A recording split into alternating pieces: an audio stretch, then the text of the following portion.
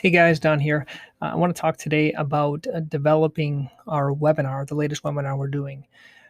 So basically, I had a struggle trying to find a way to get in front of patients and give them something of value. And I really didn't want to do it one at a time. So what we started to do were these webinars, and that's actually what we're doing. I think it's next week, our next group session. So I'll put some information underneath this podcast. But basically, the webinar we're going to do, and I want to kind of walk through how we're doing it. Basically, we're dealing with 4 doctors here, so we're all going to be participating in the webinar. And I did the kind of the brunt of it. Basically, I used this thing called Calendly to make the invitation for it, and I just copied my old one and changed the verbiage. So instead of Achilles tendonitis, I talked about flat feet. Okay. Then what I did is I put together the slides, and I just basically copied my Google Slides from my Achilles tendonitis one into this one, and I just changed people's names, and we have an office meeting that we meet once a week on Thursdays, and so we just divvied up. So who's going to talk about the anatomy? Who's going to talk about the orthotics? Who's going to talk about posterior tibial like braces? Who's going to talk about the surgery? So we divided it up, and then with our medical record, we use Athena. There's a place you can chat. So I sent the links.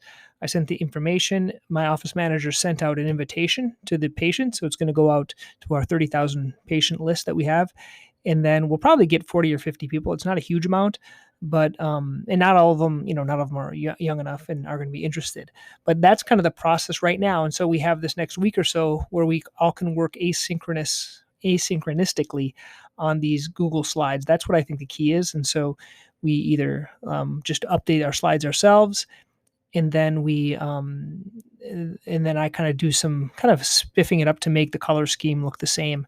And then when we host the event, everything is there. The nice thing about Calendly is it makes it all kind of automated. So that's the process of the next one. If you want to see how it's going, I will put that link underneath here.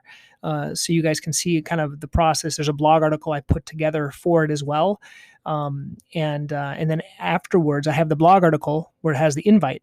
Afterwards, I'm going to put the actual replay on that blog so people can get access to it afterwards. And it has this whole process where it sends them out something afterwards. So happy to answer any of your questions, but I'm going to go over this whole process at our next group session. So, okay, have a good one.